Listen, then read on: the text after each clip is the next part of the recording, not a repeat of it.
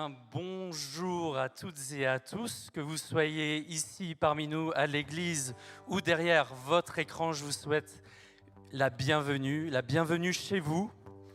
On se réjouit de ce temps que nous allons encore passer ce matin, un temps de bénédiction. Vraiment, attendez-vous à la bénédiction du Seigneur. Vous savez, si vous vous attendez à rien, qu'est-ce qui va se passer? Rien. Donc attendez-vous vraiment à ce que le Seigneur vous touche encore aujourd'hui, que vous soyez ici.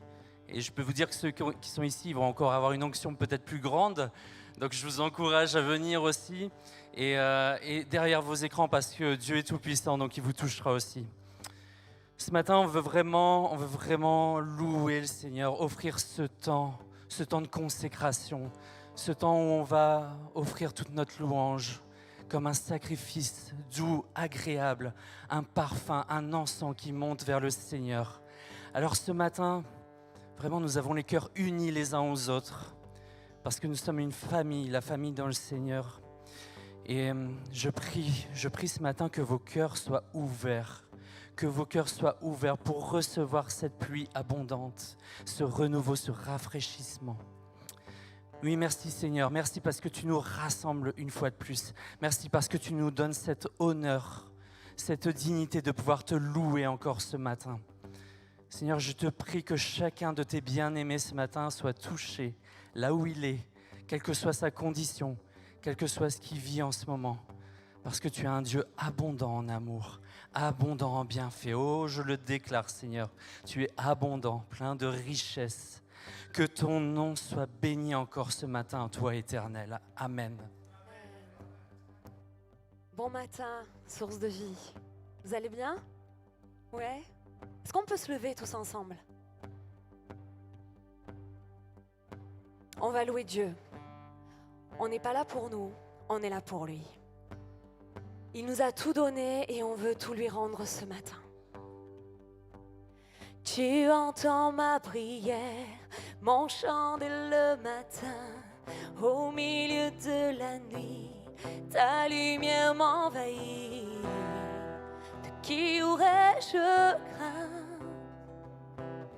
Tu repousses l'ennemi, il ne peut plus m'atteindre. Tu es mon bouclier face à l'adversité. De qui aurais-je crainte? Je sais qu'il marche devant moi et qu'il veille sur moi. C'est l'Éternel des armées qui reste près de moi. Celui qui règne acharné est toujours là pour moi. C'est l'Éternel des armées qui reste près de moi.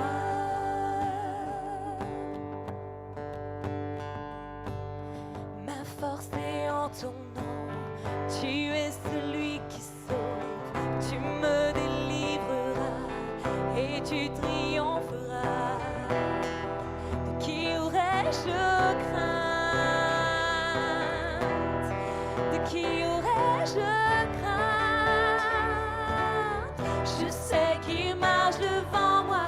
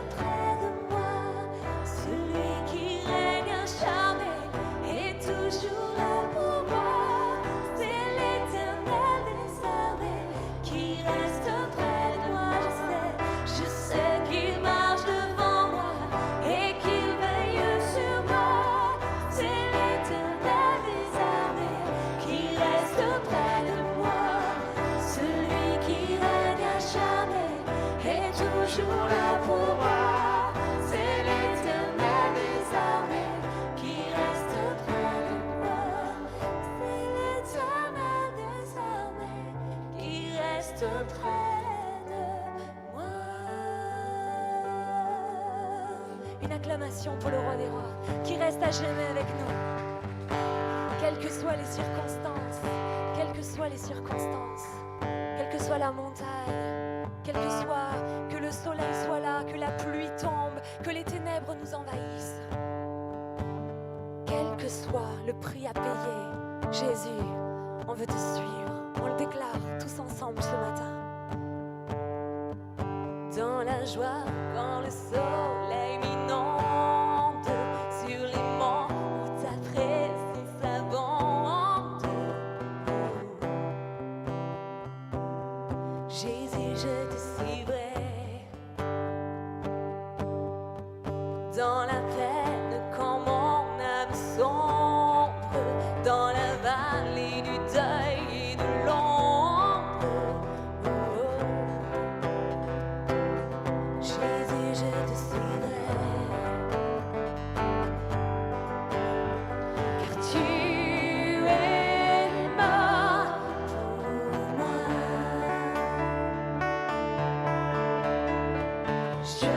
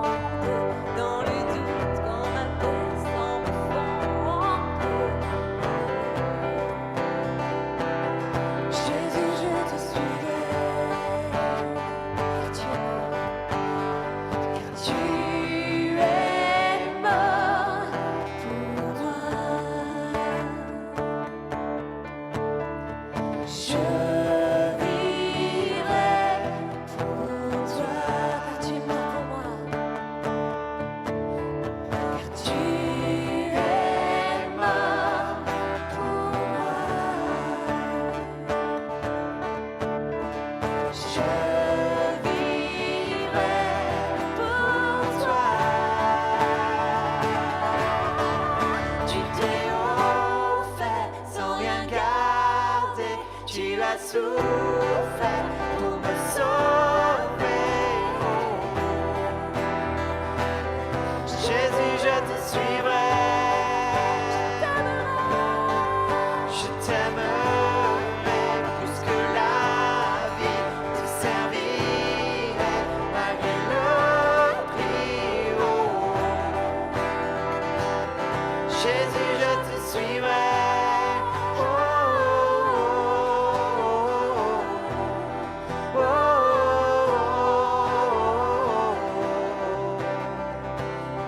Jésus, je te suivrai.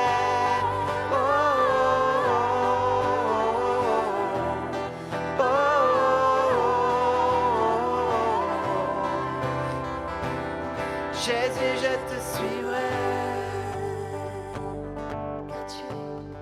Car tu es mort pour moi. Je vivrai pour toi.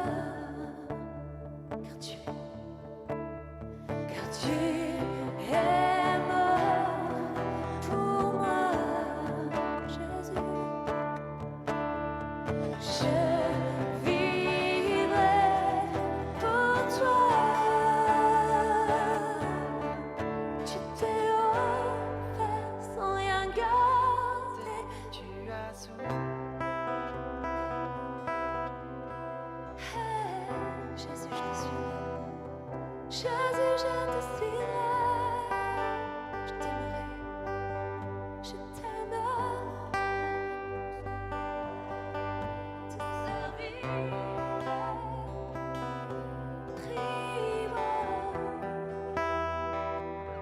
Jésus, je te suivrai. Tu t'es offert, tu t'es offert sans rien garder. Tu as souffert pour me sauver. Comme une prière. Jésus, je te suivrai. Offre ton corps en sacrifice. Je t'aimerai plus que la vie. Te servirai malgré la prison. Jésus, je te suivrai. Jésus, on veut te suivre, quel que soit le prix à payer.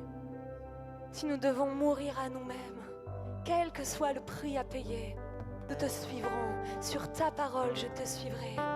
Dis seulement un mot. Sur ta parole, je te suivrai. Dis seulement un mot. Jésus, nous te suivons.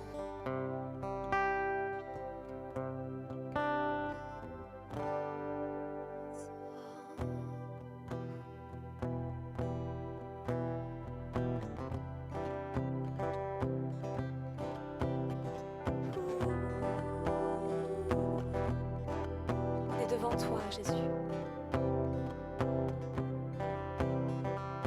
Me voici à tes pieds, toi mon amour, ma vérité. Je sais que ta grâce pour moi m'attire plus près de toi.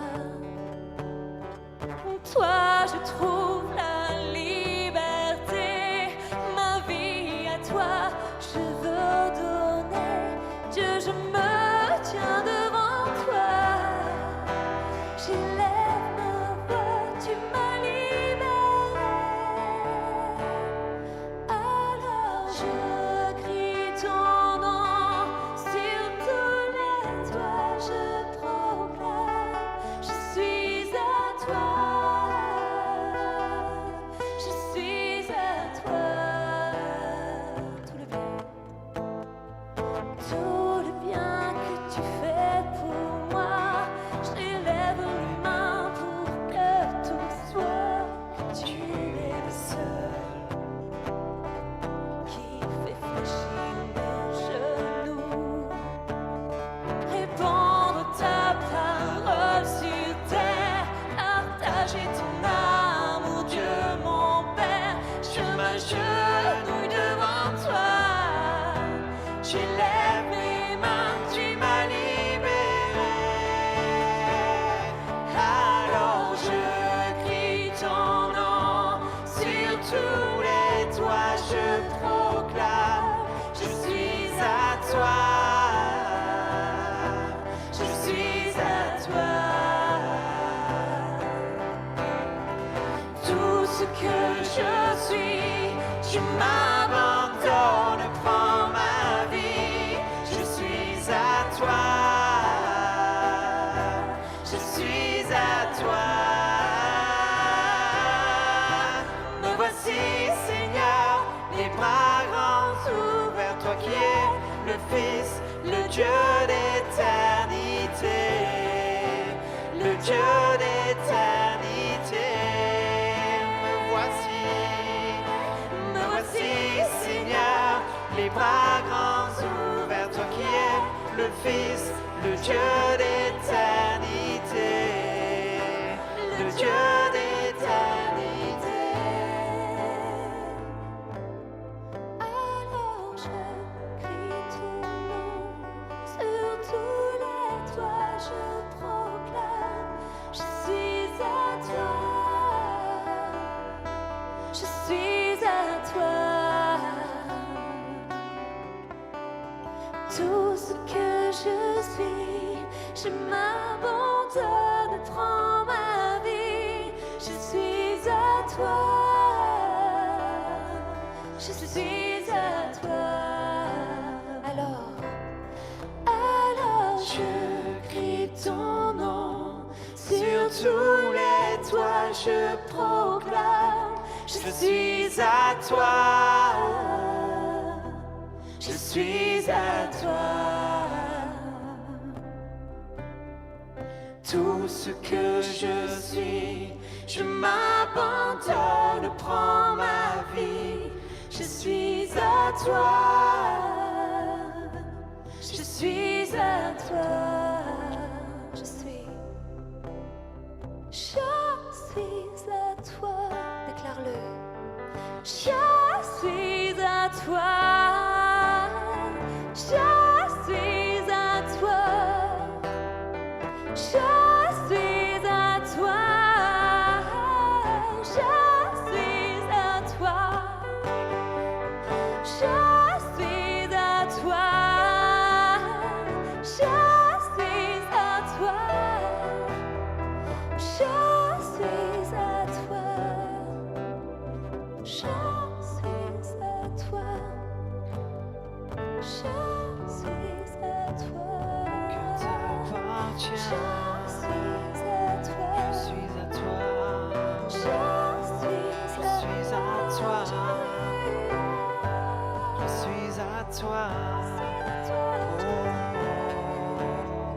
Tu as changé mon nom.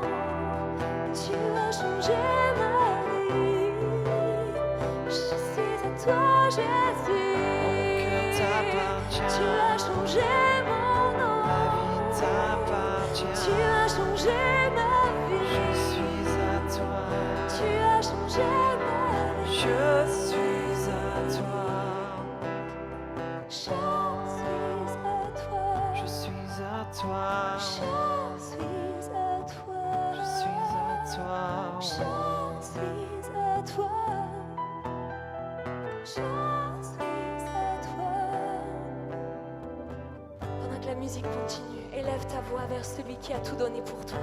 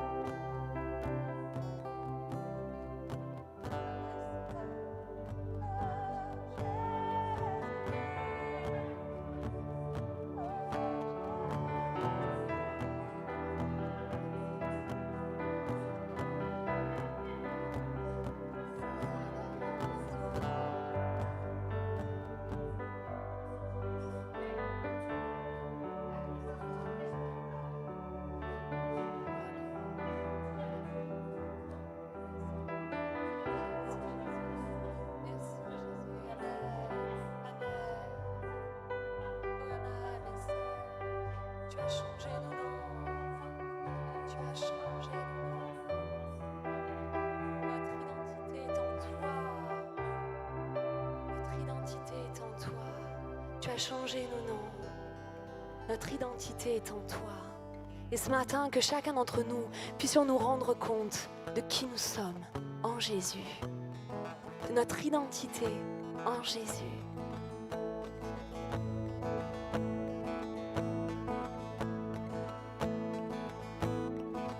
Qui suis-je pour que le roi des cieux m'ouvre ses bras? Perdu mais trouvé par sa grâce, son amour pour moi, son amour pour moi. Il m'a libéré, ma dette est payée. Je suis enfant de Dieu, je suis à lui. Il m'a racheté à la croix grâce à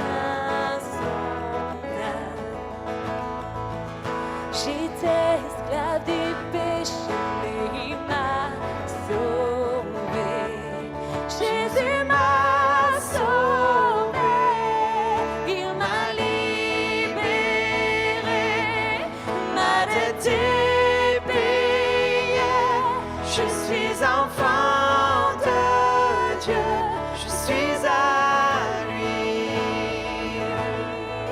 Et dans sa maison, j'ai trouvé ma place. Je suis enfant de Dieu, je suis à lui.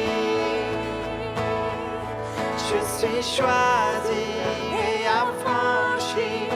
En toi je sais qui je suis.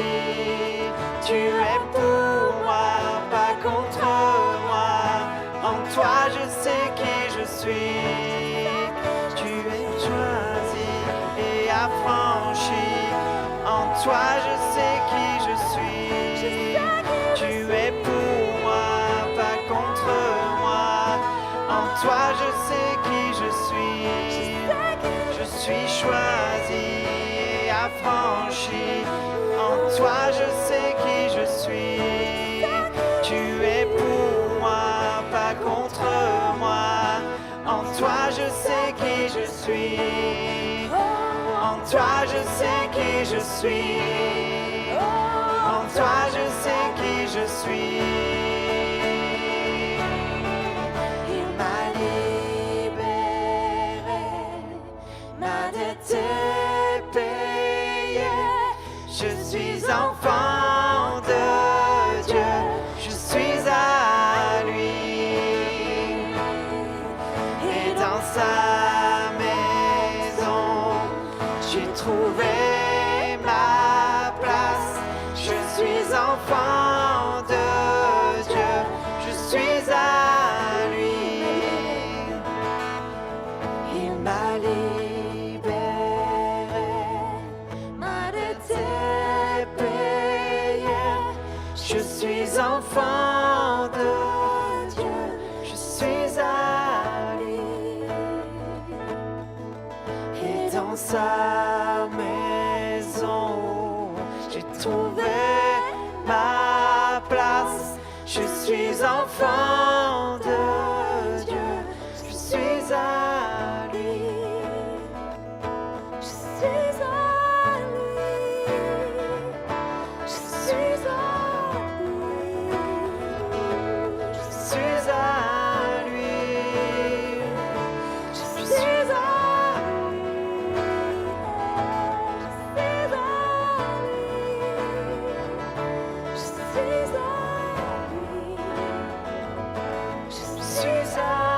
lui. Donc la musique continue. Mets-toi devant Jésus et réengage-toi avec lui. Tu as peut-être pris le baptême il y a des années. Tu t'es engagé il y a des années. Renouvelle ton engagement ce matin. Dis-lui, je suis à toi, tu es à moi. Je suis à toi, tu es à moi. Je renouvelle encore mon engagement. Mon baptême, c'était hier, mais je renouvelle aujourd'hui mon engagement avec toi. Je te suis, je marche avec toi, je me consacre. Que la parole de l'Éternel ne parte jamais de ta bouche, ne s'éloigne jamais de ta bouche. Assis-toi dans ses bras, mets-toi près de lui, marche avec lui, réengage-toi avec lui ce matin. Et si tu ne t'es pas engagé avec lui, si tu ne connais pas Jésus, alors laisse le Saint-Esprit toucher ton cœur ce matin. Ouvre ton cœur ce matin et dis, je comprends pas tout, je suis peut-être loin de toi, mais je voudrais être à toi. Je voudrais être à toi.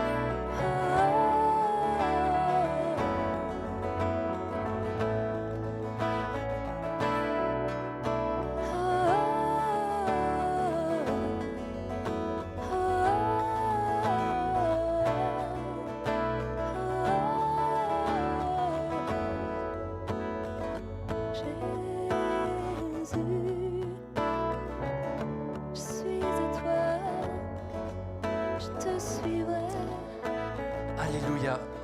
C'est le moment, c'est l'instant de renouveler notre engagement avec le Seigneur. C'est le moment de lui dire que nous l'aimons et que nous sommes prêts à tout lui donner ce matin.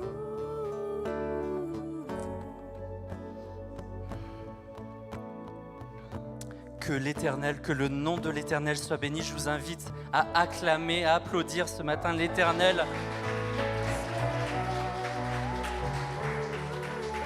Alléluia, alléluia.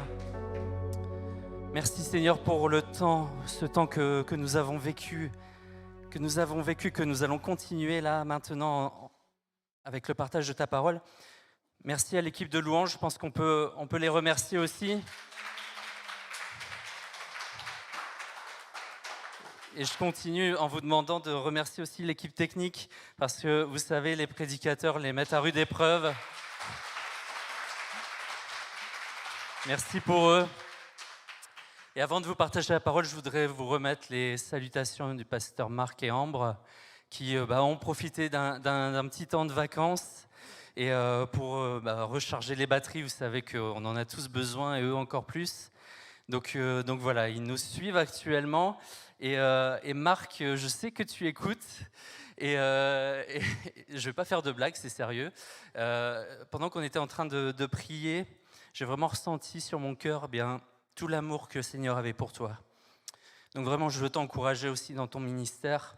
Je sais que je suis, on va dire, à demi bien placé pour savoir ce que ça représente. Donc sois béni avec Ambre, et puis les filles, soyez encouragées, renouvelées. Amen. Eh bien, j'espère que vous allez bien. Je me réjouis des vacances de Marc, puisque c'est l'occasion de prendre la parole. Voilà, mardi, on a eu l'occasion de partager un enseignement sur la façon d'écouter la voix de Dieu. Je vous invite à le réécouter si vous en avez l'occasion. C'est vraiment j'ai ce bonheur en ce moment de vous partager ce que le Seigneur a mis sur mon cœur. Je sais que pour certaines personnes, ça a été des moments difficiles depuis le début du confinement jusqu'à sa sortie. Je sais que pour certaines personnes, ça a été difficile financièrement, etc. J'ai pas honte quand même de vous dire que pour moi, ça a été un temps béni, parce que le Seigneur m'a parlé de manière tout à fait particulière. Le Seigneur m'a parlé peut-être comme il m'avait jamais parlé jusqu'à maintenant. Et je vais essayer de vous partager un peu cette substantifique moelle de ce qu'il m'a partagé, de ce qu'il m'a donné pendant ces semaines, pendant ces mois aujourd'hui. Alors vous savez tous que depuis plusieurs semaines, depuis plusieurs mois, le thème ici à l'église, c'est vivant. On a commencé ça à Pâques parce que Pâques, c'est la fête de la vie, c'est la résurrection de Jésus. Et c'est cette espérance qui est en nous, parce que nous sommes tous appelés non pas à la mort, mais à la vie. Et je voudrais conclure ce thème. J'espère que Marc, tu es d'accord qu'aujourd'hui, on conclut ce thème vivant. Et puis si ce n'est pas conclu, ça continuera la semaine prochaine. Ce n'est pas grave, on se laisse conduire aussi par l'Esprit de Dieu. Je voudrais en tout cas vous parler encore sur ce thème aujourd'hui. Et voilà, vous dire avant de commencer que quel que soit le contenu de mon message aujourd'hui, ce qui compte avant tout, c'est que vous ayez le désir. C'est que vous ayez ce désir de plus de Dieu dans votre vie. Vous savez, toutes ces feuilles, toutes ces notes, après je rentrais chez moi, malheureusement, elles finiront à la poubelle, parce que ça reste lettre morte si vous n'avez pas pris cet engagement, si vous n'avez pas ce désir dans votre vie qui est un changement profond, si vous n'avez pas ce désir de voir l'extraordinaire de Dieu dans votre vie. Alors, est-ce que vous voulez plus de Dieu dans votre vie ? Amen.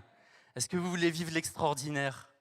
Amen. Et je pense que derrière vos écrans, vous êtes aussi en train de dire Amen. Alors je vais commencer sans plus tarder en vous lisant un passage d'un des livres que j'ai lu pendant cette période, qui m'a particulièrement touché. Et je vais vous lire un chapitre, mais très court, rassurez-vous, dont le titre est « Préparez votre cercueil, ne prenez pas peur ». Alors dans ce passage, il est écrit qu'il y a 2 siècles, il y a des âmes courageuses qui se sont fait connaître sous le nom de missionnaires à sens unique. Et en fait, pourquoi on les appelait comme ça ? Parce qu'ils achetaient leurs billets de voyage, souvent en bateau, pour aller sur le champ de mission sans prendre de billets retour. Et au lieu de valises, ils prenaient des cercueils. Et dans ces cercueils, ils mettaient leurs affaires.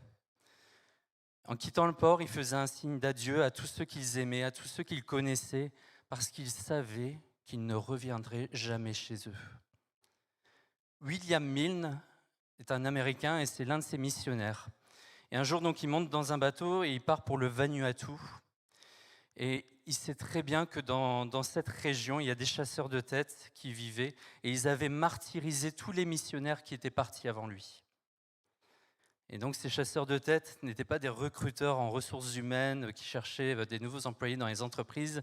Ils étaient des personnes qui coupaient la tête des gens en les gardant en trophée chez eux. Mais lui, il ne craignait pas pour sa vie. Pourquoi ? Parce qu'il était déjà mort à lui-même et son cercueil était prêt.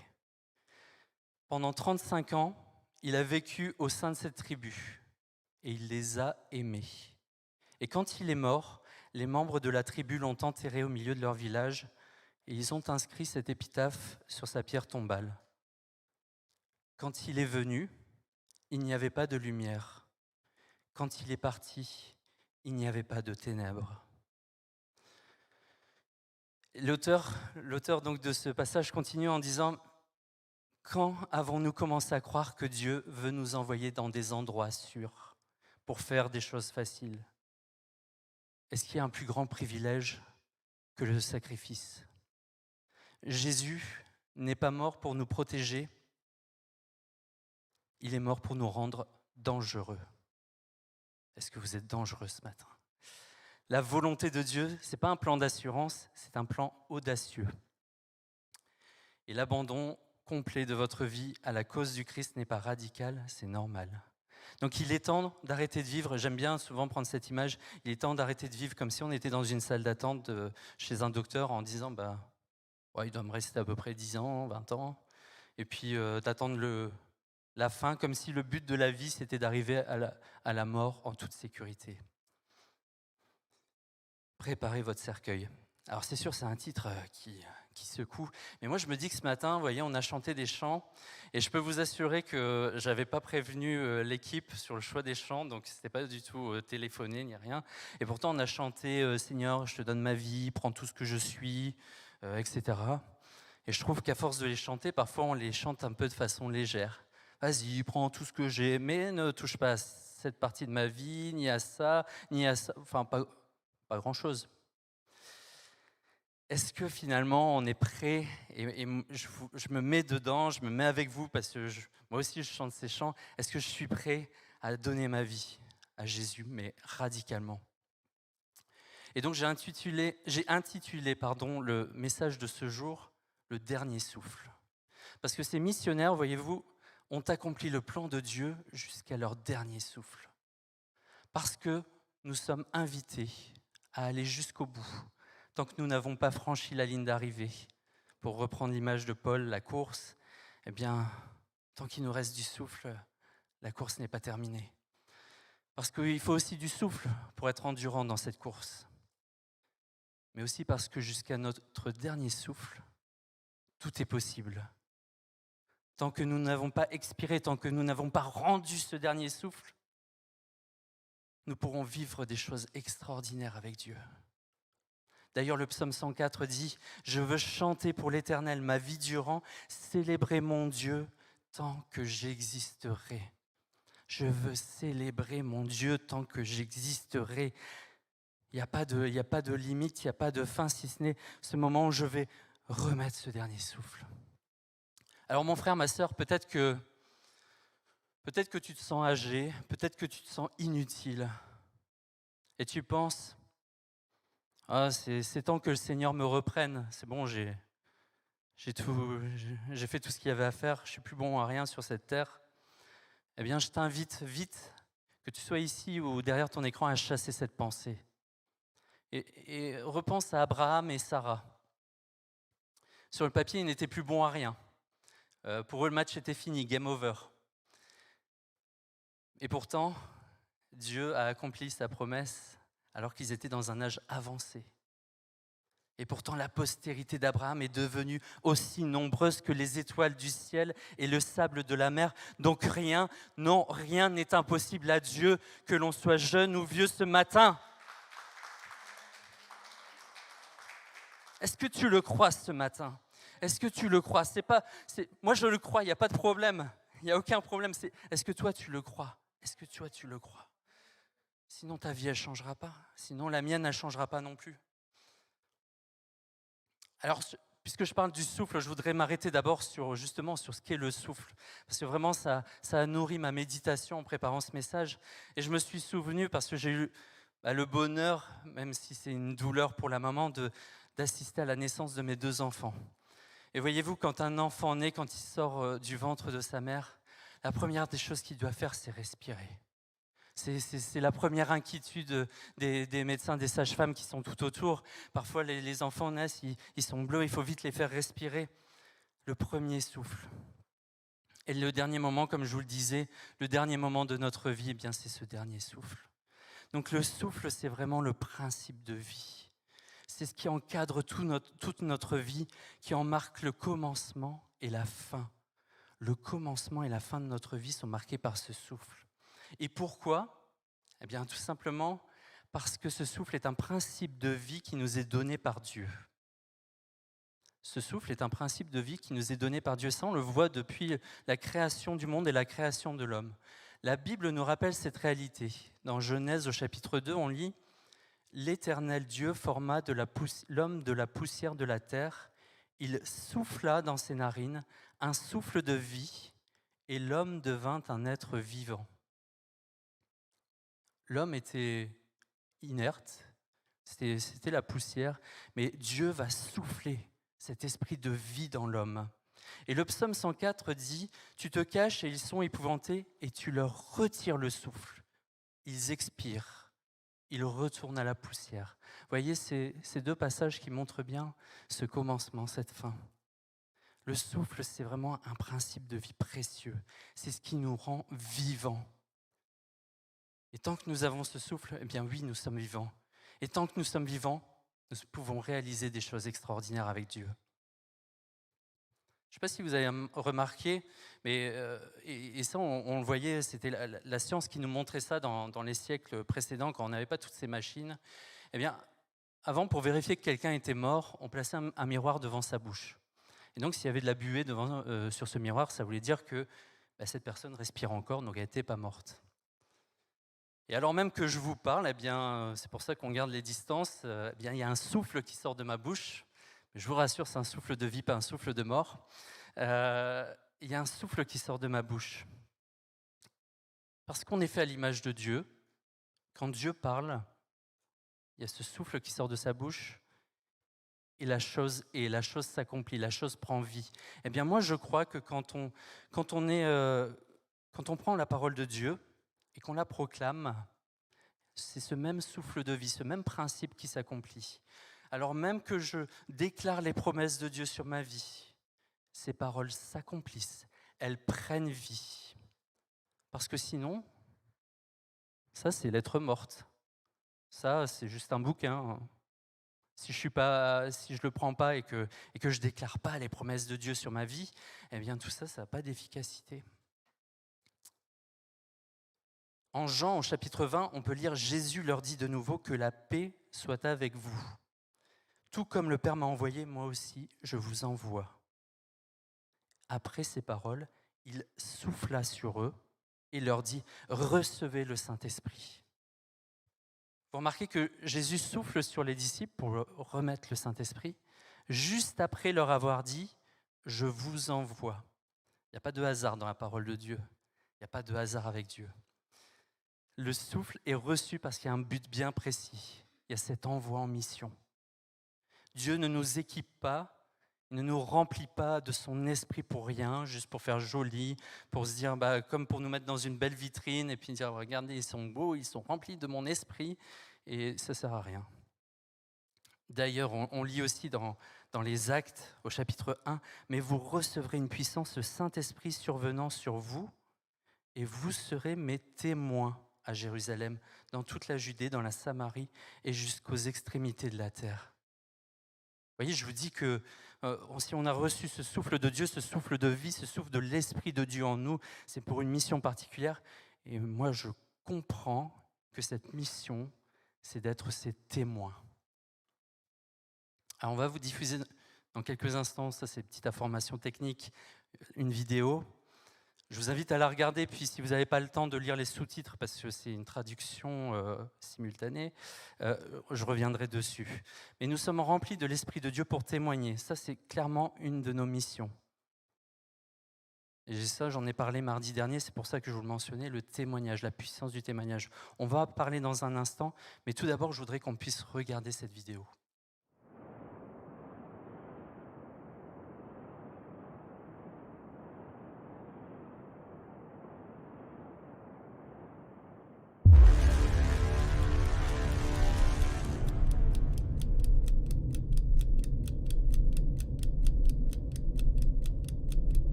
تو چه کشوری داریم خدمت میکنیم؟ So first thing is, in Iran, we know what country we're serving. We're serving the Islamic Republic of Iran. میدونیم اگه ما رو بگیرن به اون تجاوز میشه، کتک میخوریم، حتی میکشن. We know that if they get us, the first thing they will do to us as a woman is rape us, and then they'll beat us, and then ultimately they'll kill us. و یه تصمیمه که جون تو بدی. And this is the decision that we have made, that we want to offer our bodies as sacrifices.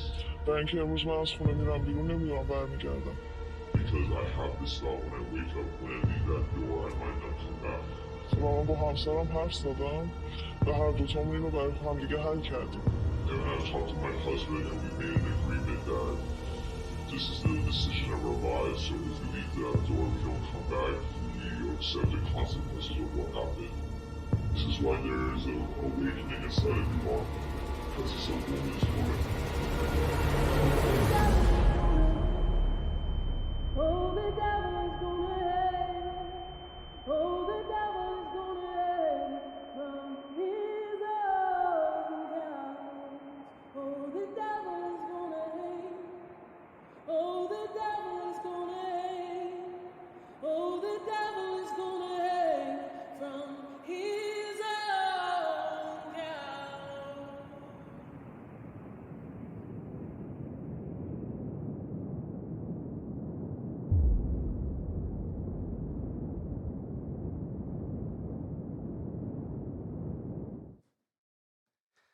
Alors, pour les frères et sœurs qui sont dans l'église, je pense que les sous-titres, c'était pas évident à lire. Je pense que sur Internet, ça a été plus facile.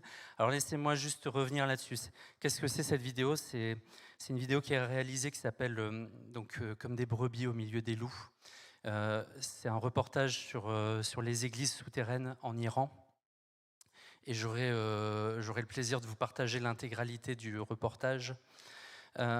Donc, qu'est-ce qui est dit dans cette vidéo ? En fait, l'Iran, c'est vraiment un pays qui est très agressif. Ils ont un programme d'armes nucléaires, ils ont de nombreux combattants, des fonds pour les armes au Moyen-Orient. Et c'est vrai qu'ils ont une influence qui est énorme au Moyen-Orient. Et en même temps, alors qu'il se passe toutes ces choses, que l'Iran fait peur aujourd'hui, il y a des Iraniens qui sont d'origine musulmane qui, petit à petit, plient le genou devant Jésus. Non seulement ils plient le genou devant Jésus, mais ils se mettent à aimer le peuple juif. Et si vous connaissez le contexte actuel entre l'Iran et Israël, autant vous dire que c'est vraiment quelque chose d'extraordinaire. Et ensuite, on entend la personne qu'on entend, sa voix est déformée, donc vous n'avez pas peur, c'était pas pour vous inquiéter. Je sais que c'est un peu surprenant comme vidéo, mais c'est pour sa protection, c'est une femme qui témoigne. Et elle dit qu'en Iran, ils savent quel pays ils servent. Ils sont au service de la République islamique d'Iran.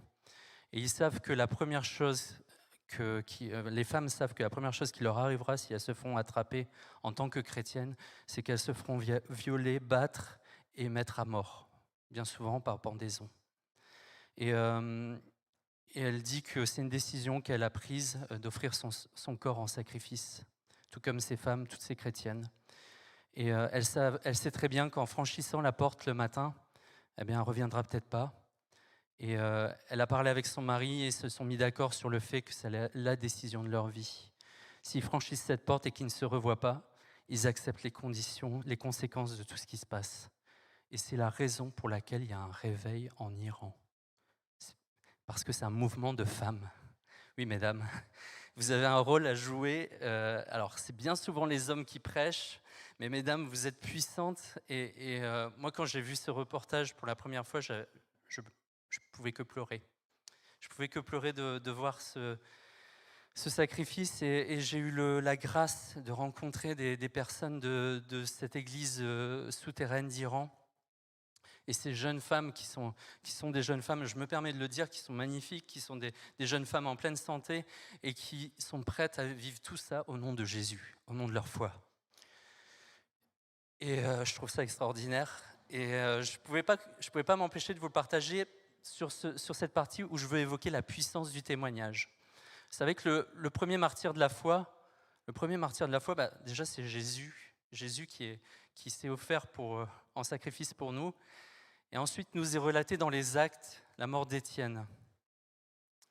Et tous les apôtres de Jésus, finalement, tous ses disciples, ont connu une fin sous forme de martyr. Sauf un, Jean, qui est mort exilé sur l'île de Patmos. Mais comme je disais hier, en fait, avant ça, il a quand même été ébouillanté. Mais comme il n'est pas mort, il a été exilé sur l'île de Patmos, là où il a écrit l'Apocalypse. Le martyr, c'est un témoignage de la foi. Et ça, on le lit aussi dans la parole de Dieu, dans Apocalypse au chapitre 12, où il est écrit « Puis j'entendis dans le ciel une voix puissante qui disait « Maintenant, le temps du salut est arrivé. Maintenant, et c'est toujours d'actualité, le temps du salut est arrivé. Maintenant, notre Dieu a manifesté sa puissance. Il a instauré son royaume. Maintenant, son Messie a pris l'autorité en main. Car l'accusateur de nos frères, celui qui jour et nuit les a accusés devant Dieu, a été jeté hors du ciel, mais eux, ils l'ont vaincu, premièrement, grâce au sacrifice de l'agneau, et deuxièmement, grâce au témoignage qu'ils ont rendu pour lui, car ils n'ont pas aimé leur vie jusqu'à redouter de mourir. Amen. Ils n'ont pas redouté de mourir, ils ont rendu témoignage. Alors vous allez me dire, t'es dur ce matin. Tu parles de cercueil, tu parles de martyr. Je vous rassure, on peut vivre aussi notre vie de témoignage sans forcément mourir pour notre foi. Mais peut-être qu'il faut se tenir prêt, on ne sait jamais. On ne sait jamais. On ne sait pas ce qui peut se passer dans un pays. Pour moi, le témoignage de nos vies, c'est vraiment le souffle. Le souffle, je reviens là-dessus sur cette notion de souffle, le souffle de notre vie chrétienne, parce que le témoignage démontre une foi vivante. Sans le témoignage, eh bien ma foi, c'est juste une doctrine, c'est juste une philosophie, c'est un mode de pensée peut-être, qui me fait du bien quand je lis les textes, mais rien de plus. C'est un peu une philosophie bouddhiste peut-être, ça me met dans la paix quoi. Et je me pose souvent la question, qu'est-ce qui finalement nous distingue du monde ? Vous voyez, j'ai un petit témoignage à vous donner justement. C'est toujours intéressant de donner des témoignages parce que vous verrez que souvent dans la prédication, ce qu'on retient le plus, c'est les témoignages. Il n'y a pas longtemps, il y a 2-3 jours, j'allais au petit magasin, à l'épicerie à côté de chez moi, puis je vois un SDF que je connaissais, puis je lui dis « Ah, salut, de quoi as-tu besoin ?» Donc il me dit j'ai un petit réchaud chez moi, est-ce que tu peux m'acheter des conserves ? Donc, je lui dis ouais, pas de souci. Donc je vais dans le magasin, je fais mes courses, je lui prends des conserves, je sors et puis je lui dépose les boîtes de conserves. Et puis on commence à discuter. Et pendant qu'on discute, il y a une jeune fille qui vient et puis qui lui tend un billet de 10 € et qui lui dit tenez, c'est pour vous. Et puis elle repart. Puis il me regarde, il me dit waouh, tu m'as porté chance. Je lui dis remercie le Seigneur. Ouais. Et en fait, je me dis, voilà, cette fille, peut-être que sur le total, elle a peut-être donné plus que moi, elle a donné son billet de 10 euros, mais elle est partie, elle a donné son billet, elle est partie, et puis peut-être qu'au fond d'elle-même, ça l'a soulagée, elle était en paix avec elle-même, et c'est déjà beau, je trouve, de faire ça, parce que combien de personnes ne le font pas? Mais finalement, le temps qu'on passe avec ces personnes aussi, à discuter, à échanger, à pouvoir donner notre témoignage, est-ce que finalement ça ne vaut pas plus que ces 3 boîtes de conserve ou ce billet de 10 euros? Quand il sera dépensé, on n'en parlera plus du billet. Est-ce que sa vie elle va changer parce qu'il a été touché au cœur, parce qu'il y a quelqu'un qui lui a donné 10 euros, ou est-ce que sa vie elle va être changée parce qu'il y a quelqu'un qui va venir le voir, qui va l'appeler par son prénom et qui va lui dire: est-ce que je peux prier pour toi? Parce que Dieu a quelque chose pour toi de plus grand. Et c'est ça qui nous distingue du monde. Et notre témoignage, pour moi, il est plus grand que tous les discours. Et alors c'est marrant parce que hier soir, j'en parlais avec Déborah, et elle me disait justement que hier, elle était à la Villa Aurélienne, et il y avait un anniversaire qui fêtait avec des enfants. Il y a 2 personnes qui viennent et qui faisaient le tour de tous les groupes, et puis qui parlaient, etc. Et à un moment, ils viennent à eux et puis ils disent: voilà, on veut vous annoncer Jésus-Christ. Donc c'était apparemment des chrétiens évangéliques et qui évangélisaient. Donc elle me dit, sur le coup, c'est vrai que je trouve ça très courageux parce qu'on ne le fait pas forcément. Mais elle me dit après coup, c'était un beau discours, c'était juste théologiquement. Mais ça touchait pas les cœurs en fait. Il n'y a pas de jugement de ma part. Mais parce que c'est le témoignage qui va toucher.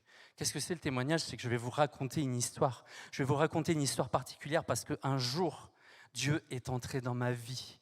Et ce jour-là, ma vie n'a plus jamais été la même.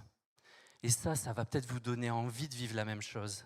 Je vais vous parler de gens dans mon entourage qui étaient malades et qui ont été délivrés de cette maladie. Et ça, peut-être que ça va vous donner envie de connaître celui qui guérit. Je vais vous parler de gens qui étaient dans des situations catastrophiques, qui étaient au fond du trou et qui sont sortis de ce trou et qui sont dans la lumière maintenant. Et peut-être que ça va vous parler et que ça va vous donner envie de changer de vie. C'est pas mon discours théologique. Si je vous parle de la Trinité, de la relation entre le Père, le Fils et que l'Esprit, cette relation d'amour, est-ce que ça va toucher votre cœur là maintenant? Je ne suis pas sûr. Ce qui va toucher votre cœur, c'est cette expérience que j'ai faite dans ma vie.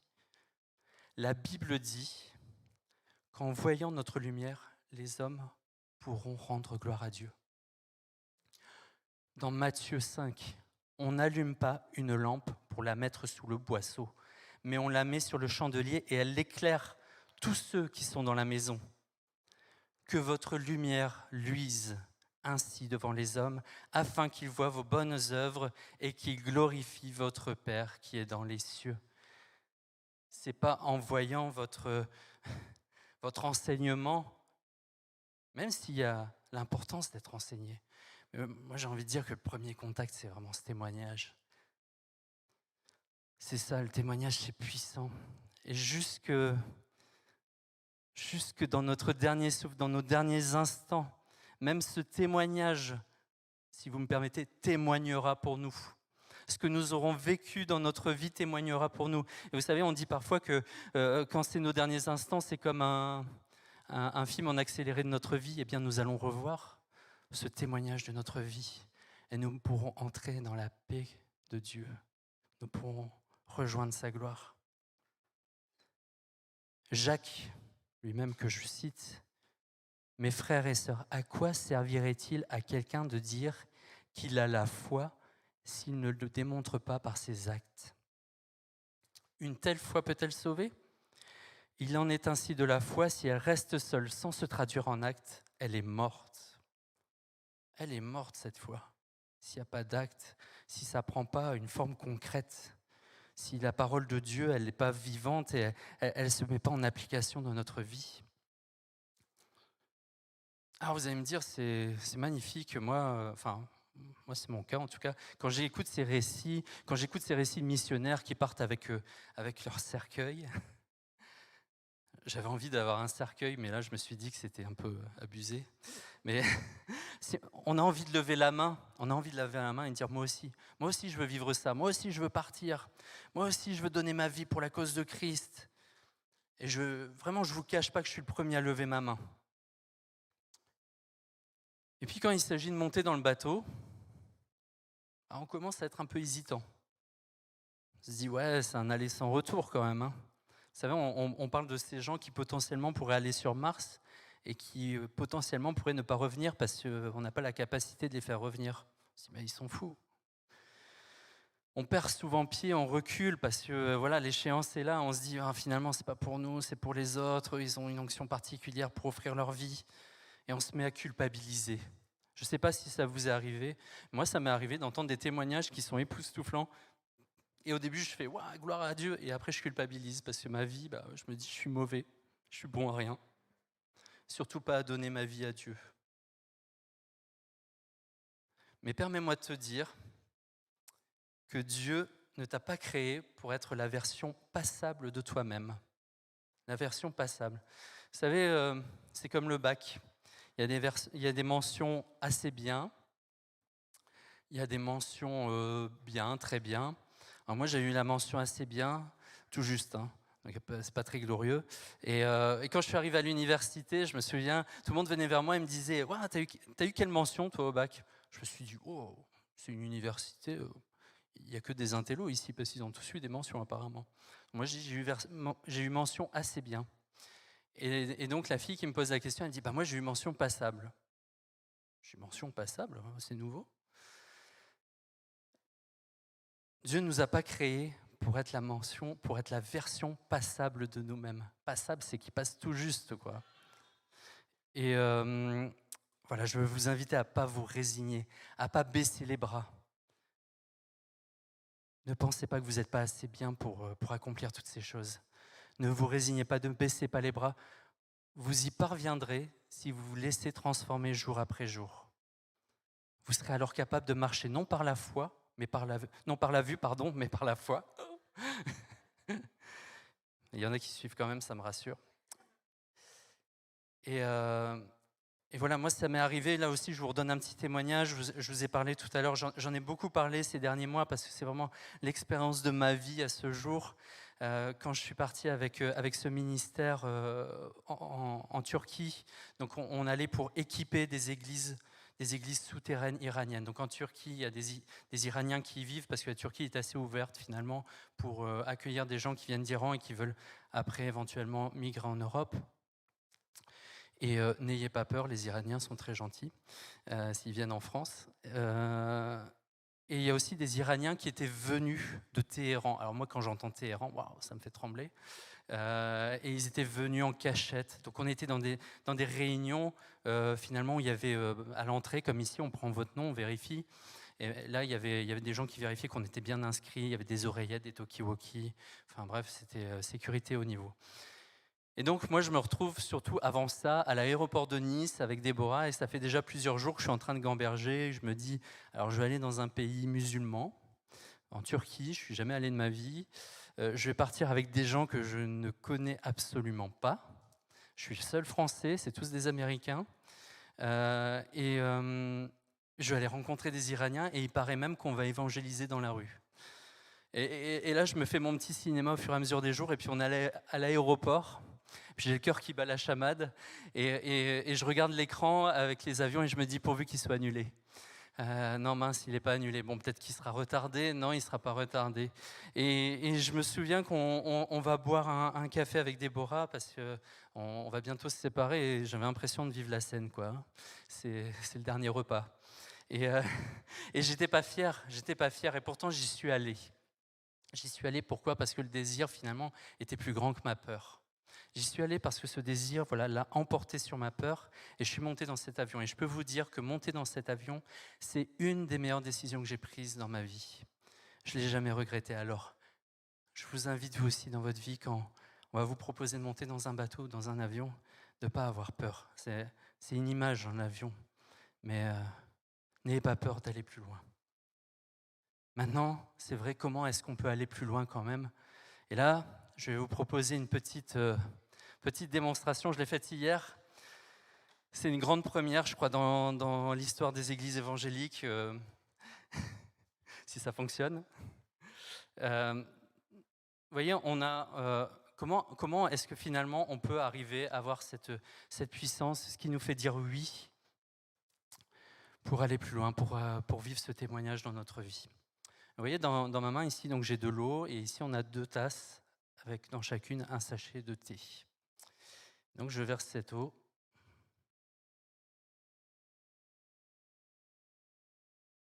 Oh là là, il y en a déjà qui spoilent. Heureusement, on ne l'a pas entendu sur Internet. Donc là, je verse cette... Là aussi, c'est de l'eau. Hein. Ouais, bon, elle a un peu... Elle est moins bouillante que tout à l'heure. Et voilà, donc la question qui se pose, c'est quelle est la différence? Et j'ai déjà entendu les réponses. C'est qu'ici, on a de l'eau qui est froide et ici, on a de l'eau qui est chaude.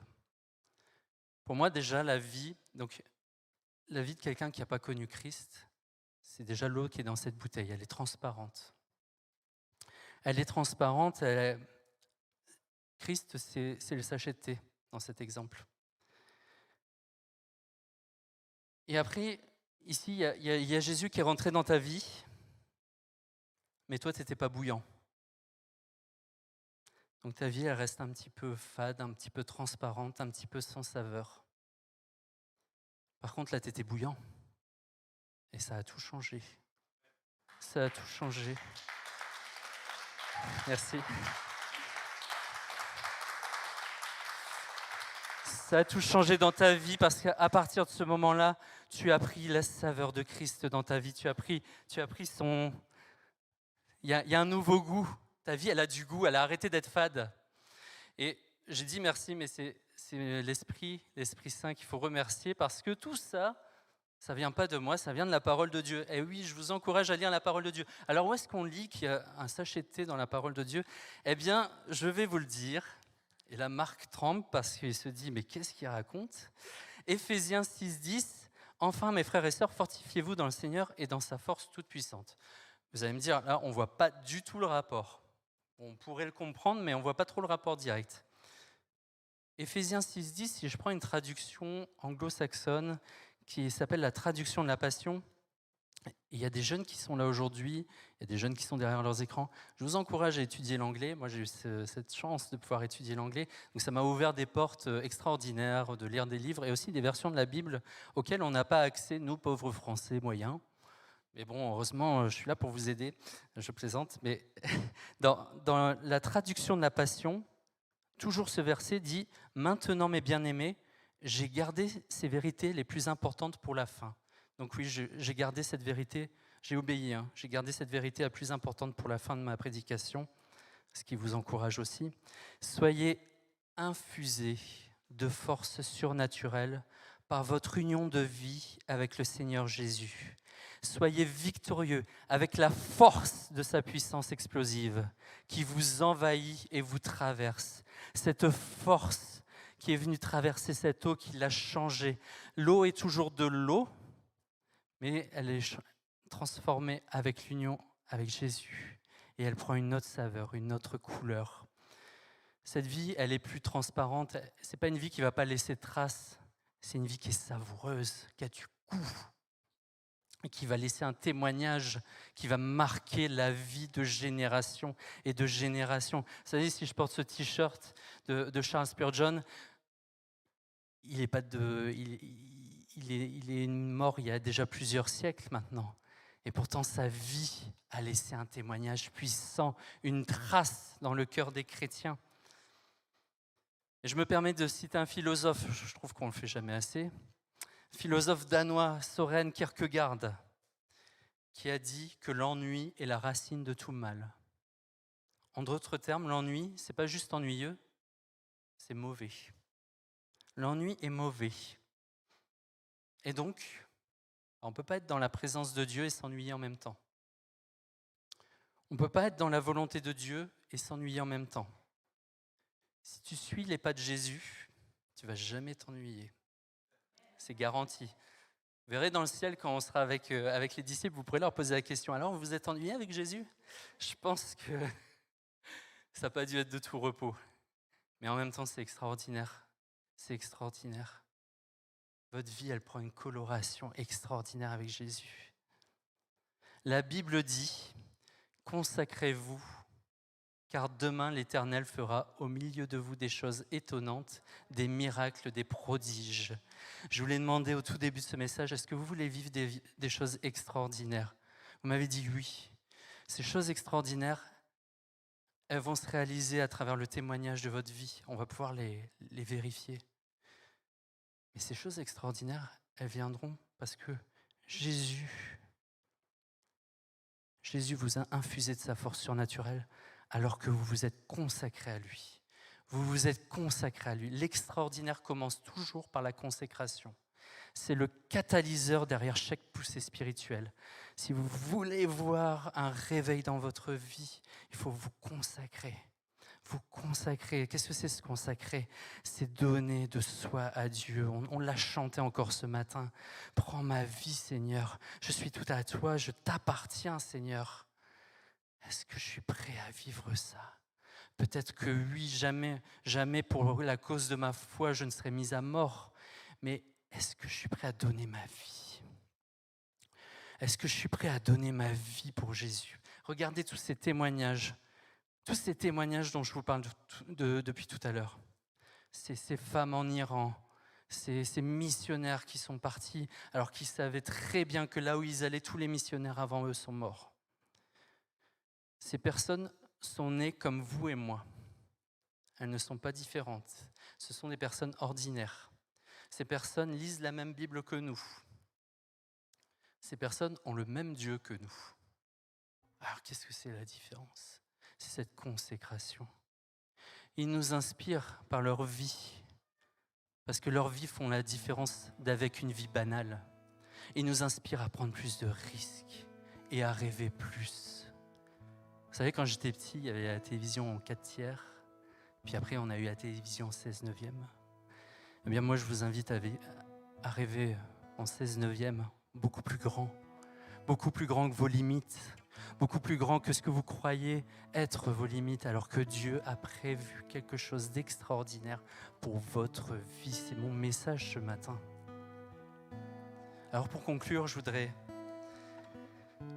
reprendre cette citation qui est très connue, qui dit que tant qu'il y a de la vie, il y a de l'espoir. Ce matin, tant qu'il y a de la vie, je veux te le dire, il y a de l'espoir. Rien n'est fichu pour toi. Il y a de l'espoir pour ceux qui sont loin du Seigneur. Alors peut-être que tu es papa, maman, et que tu souffres parce que tes enfants sont loin du Seigneur. Je veux te dire qu'il y a de l'espoir. Il y a encore un souffle de vie pour eux. Il y a encore un souffle de vie pour eux. Il y a cet espoir. Il y a cet espoir pour cette vie parce que leur vie sera au Seigneur. Peut-être que tu es un enfant, même si tu es adulte, et que tes parents sont loin du Seigneur et tu t'inquiètes parce que tu vois les années passer. Il y a de l'espoir. Il y a de l'espoir parce que ce souffle est encore en eux. Rien n'est fait, rien n'est terminé. Alors tu vas leur donner le meilleur des témoignages par ta vie et leur vie va être chamboulée, leur vie va être touchée. Est-ce que vous voulez sortir de la routine? On est bien là tous les dimanches, on se retrouve et on vient renouveler nos forces ici chaque dimanche, puiser à la source. Mais si on vient puiser à la source et qu'on ne la distribue pas, ça va être trop lourd sur nos épaules. Offrons nos vies à Dieu, mourons à nous-mêmes, laissons plus de place à Jésus. Je vous invite à fermer les yeux là où vous êtes. Vous êtes ici à l'église, vous êtes à la maison. Fermez les yeux. Ce matin, je ne fais pas d'appel parce que pour moi, il y a comme une évidence que tu ne peux pas dire non à cet appel. Franchement, si tu dis non à cet appel, je me mets à genoux et je pleure. Parce qu'il y a une telle évidence. Il y a une telle évidence que ta vie peut être extraordinaire, qu'elle peut prendre une autre dimension. Alors on ferme les yeux et on prend cette décision. Prenons cette décision si vous voulez bien aujourd'hui, de laisser la place à Jésus, de laisser infuser dans notre vie par sa force. Oh oui Seigneur, tu vois tous ces cœurs qui sont à toi ce matin. Tous ces cœurs qui sont à toi et qui veulent t'offrir le meilleur d'eux-mêmes pour donner un témoignage de feu. Donner un témoignage de feu à ce monde. On va renouveler notre engagement ce matin. On va renouveler notre cœur pour Dieu. Amen. On a un temps de consécration. On est devant Dieu, on est devant lui. Et on va lui demander. On veut se consacrer parce que nous voulons être empuissancés par ton Saint-Esprit. Être envoyés par toi. Mis à part pour toi. On va chanter ce chant qui dit « Je vais être plus près de ton cœur, à tes côtés. Je veux que les cieux soient réels. Je veux que la mort soit vaincue. » C'est un temps de consécration, d'adoration. On peut se lever si vous voulez. Je veux être plus près à tes côtés, que les cieux soient réels, la mort vaincue. Je veux entendre les voix des anges chanter ensemble. Alléluia, Saint tu es saint, Dieu tout-puissant, celui qui est digne, nul à part toi, Dieu tout-puissant, celui qui est. Je veux être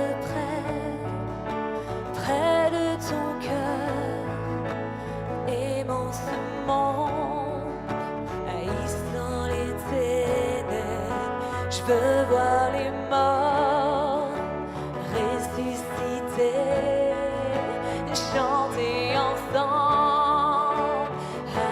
Alléluia, Saint tu es saint, Dieu tout-puissant, celui qui est digne, nul à part toi, Dieu tout-puissant.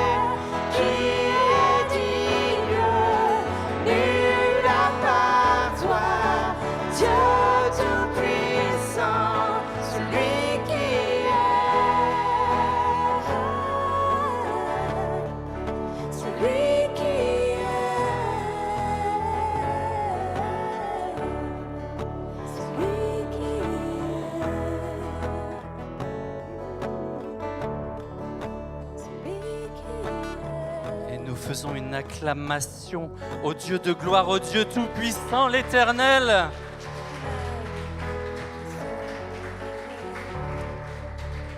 Alléluia, alléluia. Merci Seigneur, merci pour ta présence ce matin encore.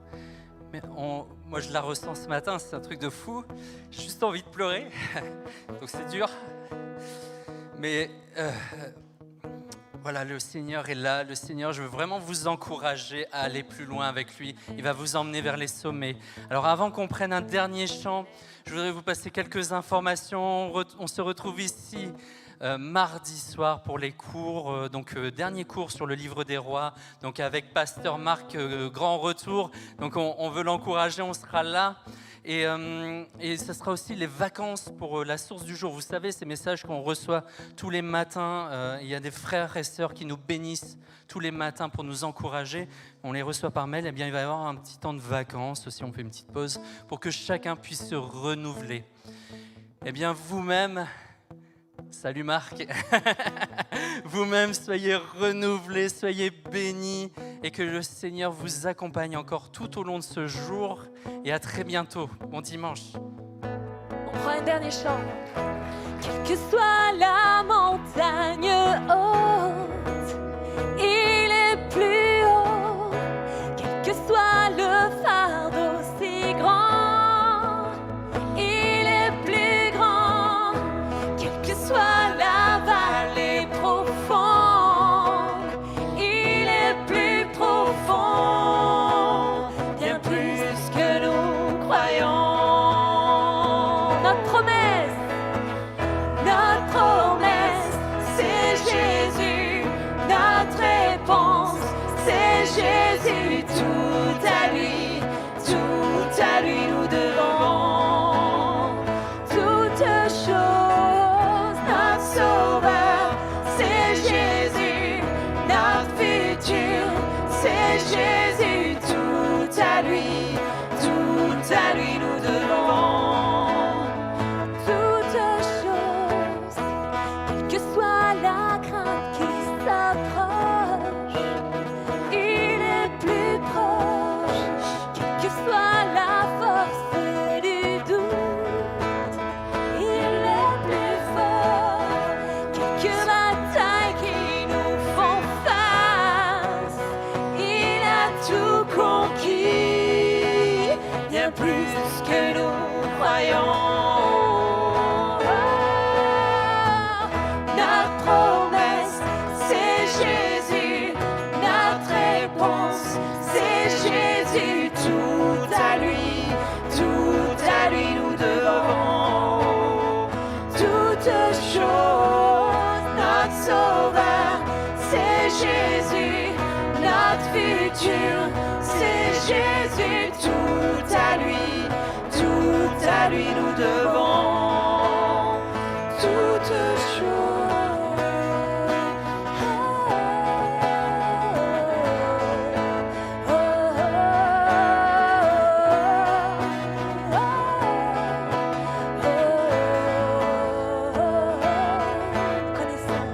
Nous connaissons le grand Dieu, nous servons le grand Dieu et nous devons à ce grand Dieu toutes choses, toutes à lui. Nous connaissons le grand Dieu, nous servons le grand Dieu et nous devons à ce grand Dieu toutes choses, toutes à lui. Notre promesse, c'est Jésus. Notre réponse, c'est Jésus. Tout à lui nous devons.